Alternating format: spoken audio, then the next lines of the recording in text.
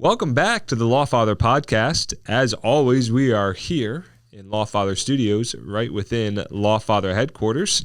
And check us out on social media, Instagram, Facebook, TikTok. Just search for @TheLawfather.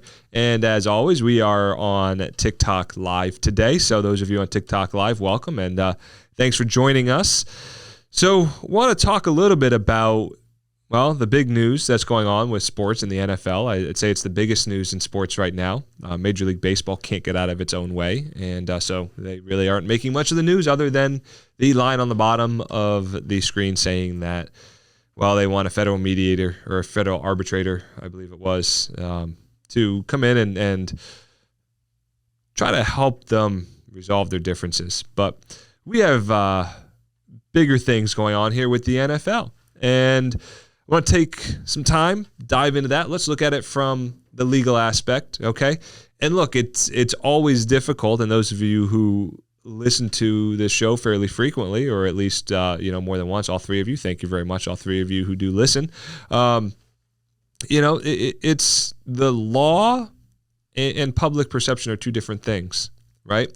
And so anytime I'm looking at these things and doing an analysis on it, it's not about black and white. Right? We're talking about a racial issue here today, and it has nothing to do with black and white. It has all to do with the legal analysis, right? And anytime we're talking about a legal analysis, I want you to keep this in mind throughout the whole show today. It's not what you know, it's what you can prove. I don't care what you know, I care what you can prove. Okay, and that's what we look at in every single case. And like I said, those of you who've listened before, when I was in law enforcement, right, we'd show up at a house. Johnny stole my TV. It's not on the wall anymore. I know Johnny stole it. How do you know Johnny stole it?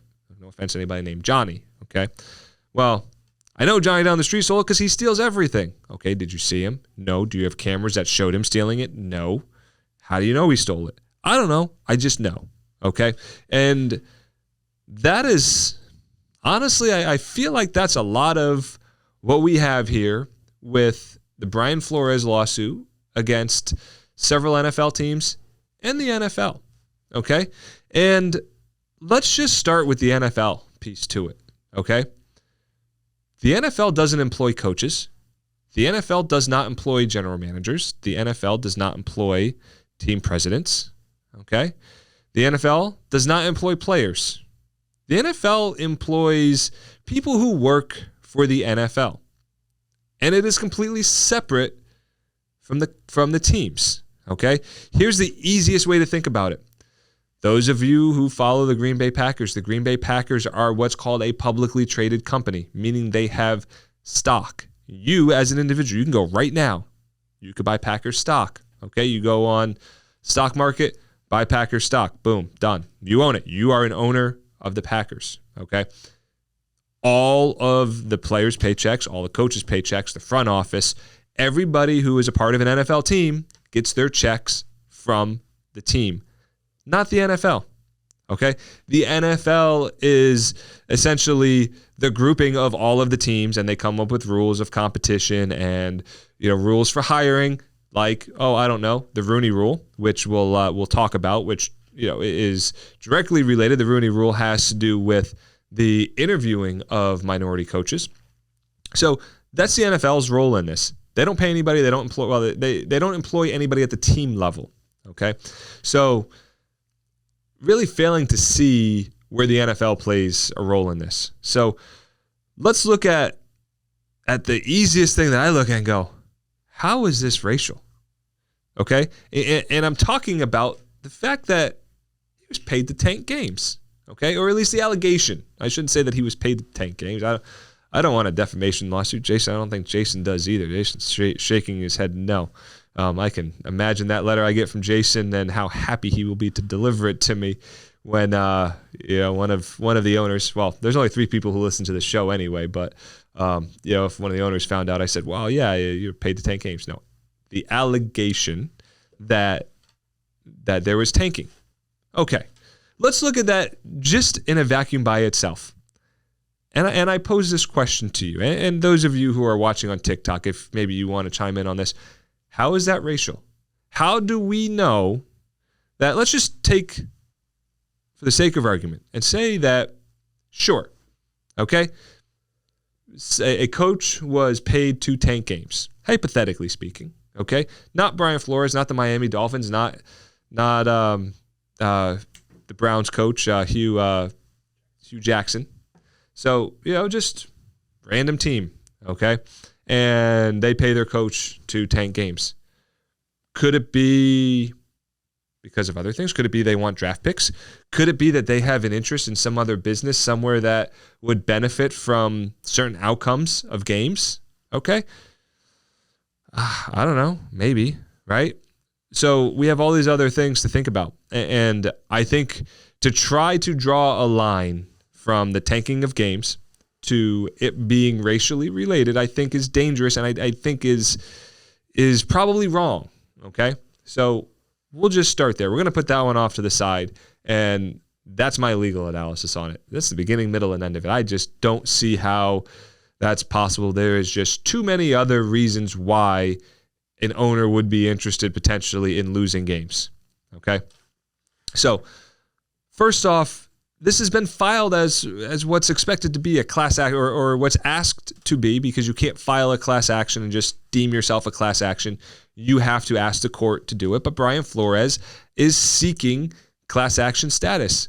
And all that means is that there's several plaintiffs, okay, so more than one plaintiff, alleging several different things, alleging basically the same thing. So those of you listening on TikTok, here is my TikTok advice for the day. There is a class action lawsuit involving TikTok, okay? You can actually go online, search for TikTok class action lawsuit, and there's money available to you for those of you who had TikTok prior to the for sale of it to a U.S. company, okay?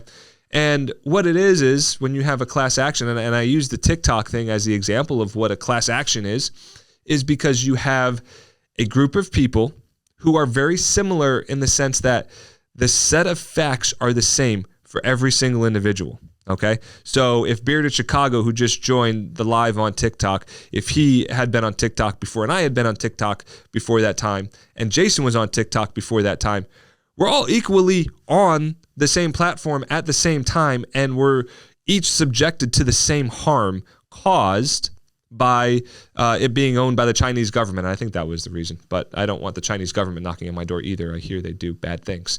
So anyway, that was a class action lawsuit. And those of you who are joining on TikTok, go check out. It's the TikTok settlement. You go, you put all your information in, and there will be a check for you. It's not very much. Anytime you get a class action lawsuit, the big whole of all the people tend to get a lot of money. Each individual tends to get, a couple dollars here and there, but, I don't know, maybe you can buy a small fry or a Big Mac with it. You're definitely not going to Burns on the TikTok settlement. So that is what a class action is. Now, look, for Brian Flores, this falls flat on its face. Let's think about this for a second, right? And look, we're not even into the meat and potatoes of the argument. We're talking about the initial part of, is this a class action or not, right? Let's think about this for a second. We have 32 teams, okay? 32 teams in the NFL. Let's put the Steelers aside. For the second, we have 31 because the Steelers have a black coach. He's the only black coach in the NFL, the only black head coach in the NFL right now is Mike Tomlin with the Steelers. 31 teams, right? Theoretically, 31 openings. Let's take the Patriots. Let's put them off to the side too because Belichick, he sure as heck ain't going anywhere unless he wants to, right? So no one's forcing him out and he ain't leaving. And you know what? I don't think anybody would ever have a problem with that. So 30 potential times for a coach to be hired, okay? If you're going to allege class action, you're going to have to go, well, the reasoning was the same each time. There was no other variable, right? It had to be this. It had to be that this person was not hired because of their race. And there can't be any other variable, there can't be any other consideration involved, okay? So think about that for a second. You have 30 opportunities. The fact pattern is so different. The rationale behind hiring one person or another is so different, right? And look, Jason, who's sitting right here, may know a whole lot more, but my guess is a coach who is more in tune to a 3-4 defense is not going to get the opportunity that a coach in tune to a 4-3 defense is when that owner wants to run a 4-3, okay? right? Jason's shaking his head, yes. So now we've cut that pool down even more. And guess what? We still have nothing to do with race. Not even a little bit, right? Could it be because an owner says, I want my next coach to focus on defense because we had an offensive guy and our defense was absolutely terrible. So I want someone who's more prone to defense. Okay, right? I mean, look, we hear all these different things. So there's all these different rationales. Really, really difficult to really pull a class action together on any of these facts with NFL clubs. Okay. Also think about, we only have, like I said, we have 32, but let's throw 2 out. We got 30 to deal with. Okay. There may be others that they have long standing, but I would say the 2 longest standing, most tenured coaches in the NFL, Mike Tomlin, Bill Belichick. I think Pete Carroll is probably a close third to that with the Seahawks. But anyway, so let's look at what this is, right? Let's look at what law they're using to get in. And this is just part that I find interesting. There's no legal analysis on where this comes from, but this is actually, the lawsuit's actually based on a Reconstruction era law. And what Reconstruction was, and those of you, we'll do a little history lesson here.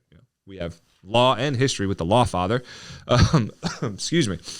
Reconstruction was after slavery, and it was the time when we were essentially reconstructing, right? Post-Civil War era, that is your Reconstruction era. And what it is the law says that all persons have the right to make and enforce contracts just as white people are allowed to, something along those lines, okay?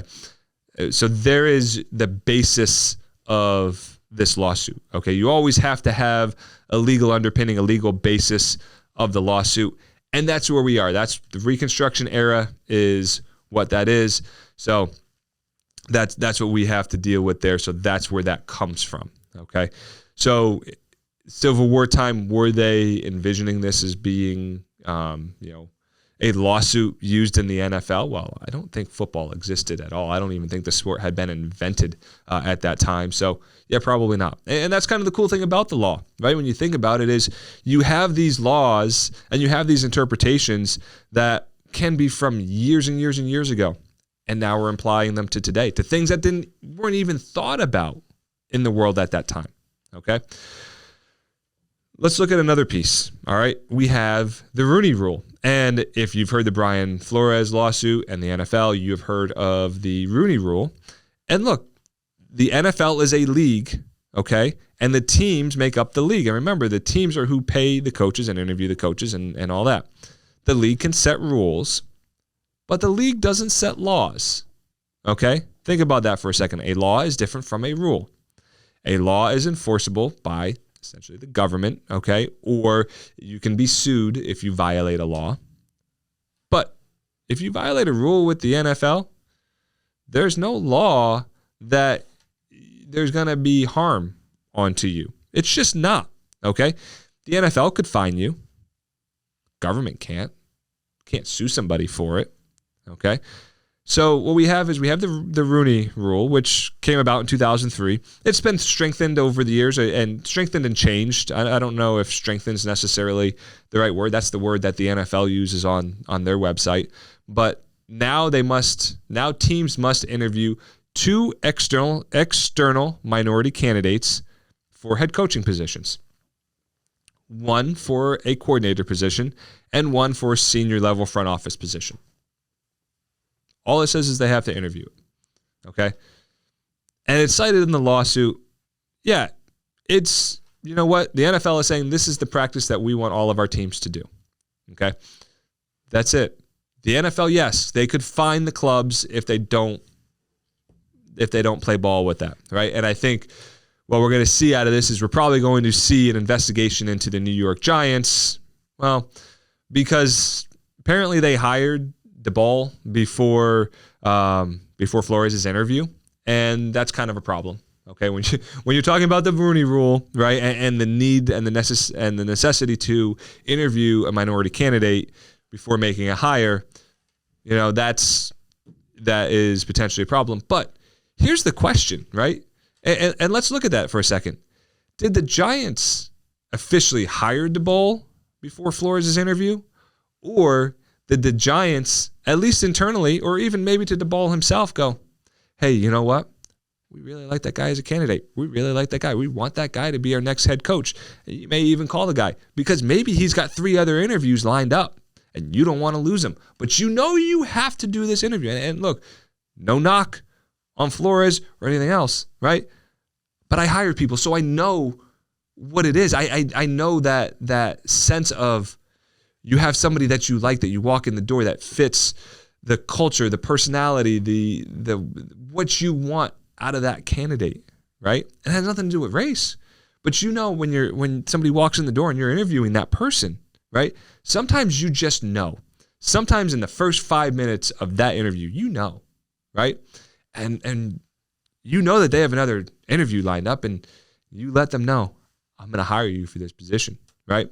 Now look, private business, which these teams are private businesses, I can do that all day long, right? I can even then interview the next person, right? Because maybe that next person needs even better, right? But I don't want to lose that first one. So this doesn't even take into account that could have been what was going on, right? So look, clearly I wasn't there. The New York Giants did not ask me for my input on who they should hire, right? And did not share their insights. However, having hired people before, okay, and we hire people pretty regularly here, that happens, okay? Excuse me. Here's another potential issue with this case, right? There's really no specific allegations that Flores was fired or not hired based on race. There's nothing truly specific that can be pinpointed to and say, this is it, okay? That's really, it's kind of a problem, okay? Yes, we have the numbers. 70% of the league is made up of black players. Okay, cool, great. That's a great statistic, right? You ever heard the phrase that statistics lie? Oh, they do. You can really make statistics say whatever you want because, look, to me, I don't necessarily care what the makeup of the league is, right? Well, my next question is, well, what's the makeup of guys who want to coach? And I should say guys or girls because there are women now coaching in the NFL. So, to say that there is, no progress, if you will, in the NFL, I mean, the fact that you actually have women coaches in a sport that the only, and I don't know of a professional women's contact football team. I don't know of an analogous women's league, right? That you could go, okay, women have played this professional league of football. It's the same as men's football, and the tactics and the coaching and everything else is the same, right? So the league has made some strides in that in that sense, right? But what I have really gotten away from here, right, is if the league is 70% black, what's the percentage of guys who want to coach, right? Of those 70%, how many of them want to coach? How many of them even have the ability to be a good coach, right? Look, I mean, having played college ball before, right? Baseball, that is, and having been around a lot of high-level guys, who's to say they'd even be good coaches? Honestly, the guys that I played with that were the best generally weren't really good teachers, okay?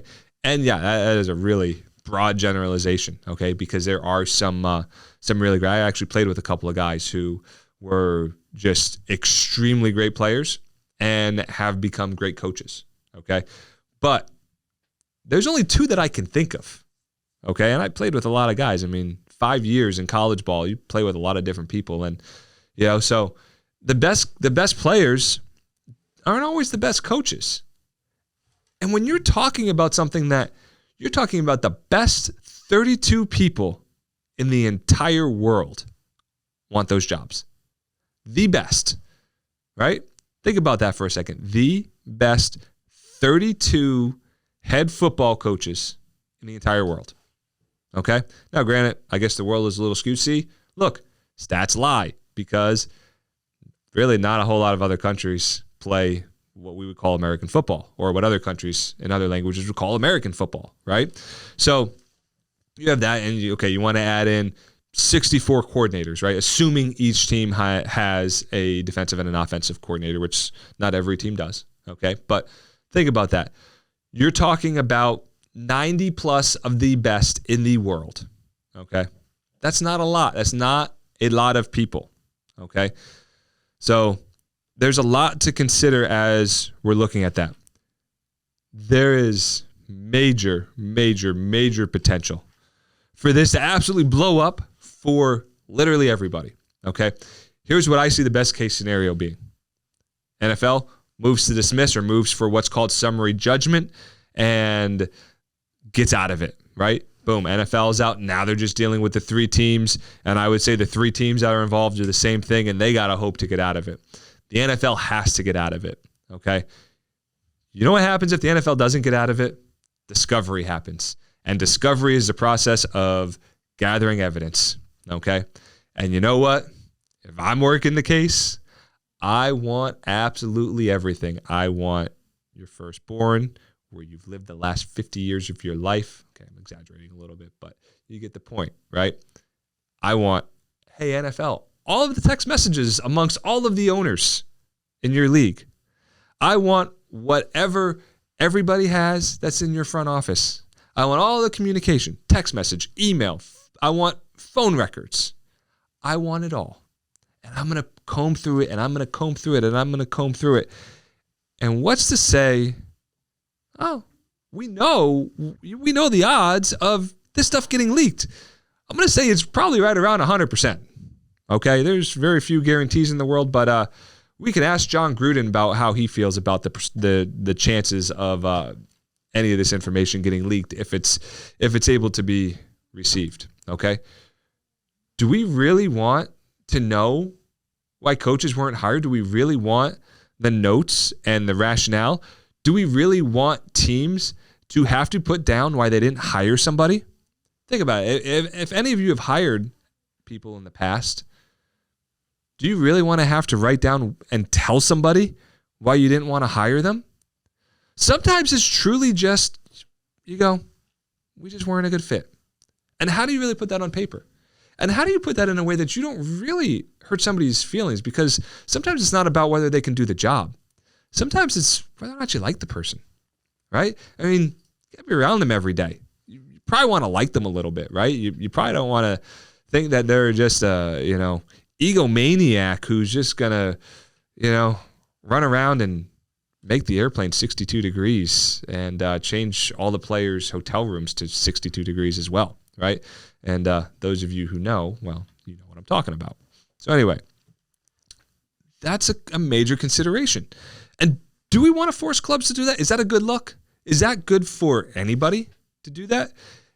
And quite frankly, do we really think that if the teams have to say and explain why they hired or fired or hired or didn't hire somebody, do we really think that someone is actually going to write down, I didn't hire this coach because he's black? Really? I mean, do we really think that's going to happen? Or are we just fooling ourselves, right? I mean, look, the reality is you're going to find something. And I can't imagine a more subjective job, right, than an NFL coach, right? Really any coach in any sport. But I think even more so because there's so many different pieces, right? You can have different offensive systems, different defensive systems, different philosophies on how to handle offense and defense, and whether you should be more aggressive in one versus the other, or whether you're more prone to running the ball versus passing the ball, or a long game versus a short game. And I mean, geez, we could go on and on and on, right? And so that's a consideration. And look, none of that has anything to do, not one tiny little bit of that has to do with race, okay? Now let's consider this, all right? Maybe, right? Maybe there are candidates out there, and look, this happens all the time in private business, okay? And I'm going to tell you, we sue people because of this, all right? What if a team has a requirement for background checks, right? What if a team, it's a private business, they can do what they want. They can put whatever policies and procedures in place that they want. They just can't be discriminatory, right? And status as a felon is not a discriminatory status, okay? Now look, what if people have been passed over for coaching positions because of background checks? Just something to consider. Because I can tell you on the personal injury side of things, okay, if I have a case that involves an employee of a company, let's not forget, a coach is an employee of a company, all right? What do you think the first thing I'm doing on that employee is? I am pulling a background check on that employee, okay? Because if they're a felon and it was a violent felony, all right, I can allege negligent hiring or negligent retention. Negligent hiring being on the front side, right? I hired the person knowing that they were a previously convicted felon of a dangerous felony, right? And so at least the theory goes, I shouldn't be surprised if I hire this person as a receptionist and then this person beats the crap out of somebody who walks in the door and they don't like, right? Okay. Negligent retention, meaning that they were already hired, okay, that violent felony didn't exist at the time. They in turn commit a violent felony or convicted of a violent felony and then beat the crap out of somebody in my lobby, okay? That would be negligent retention, right? And I've done that before. So let's look at a real life example, right?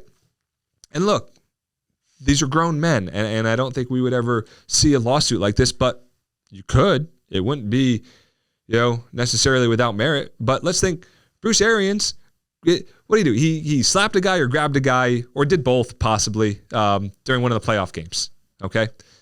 Well, and look, I don't know Bruce Arians. I haven't run a background check on Bruce Arians. I wouldn't necessarily have the reason to, right? But let's say Bruce Arians was a convicted felon for, let's just say, aggravated battery, right?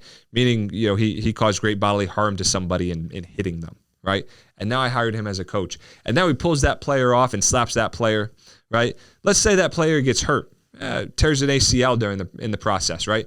That guy's career's over, right?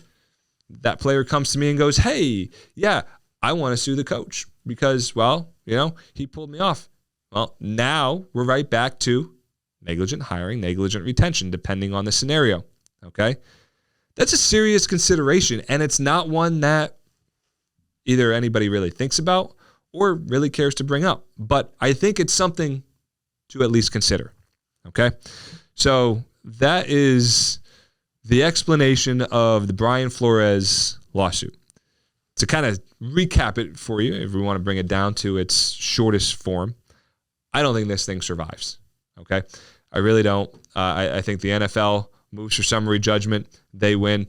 God help them if they have to get into any discovery and turn over emails and text messages, okay?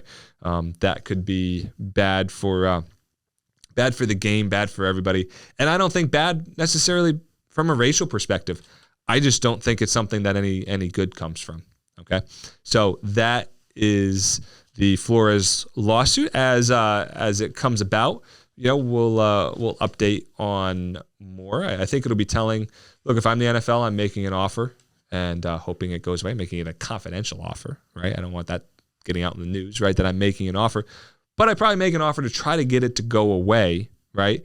And we'll really tell what Brian Flores' motives truly are. Because, look, if you offer Brian Flores $1 billion and he turns it down, okay, he truly believes in his heart of hearts that it was racial. If he takes $1 billion, well, I will never, I guess, truly know the story. That said, I don't think anybody's offering $1 billion. So there is that. All right, that is the Brian Flores lawsuit. So let's take a quick look at a listener question today. Do insurance companies prefer to settle out of court? Well, in very lawyerly fashion, sometimes, okay? Most times, yes. If it's a case with a lot of damages to the car, and we're going to assume that's a car crash, right?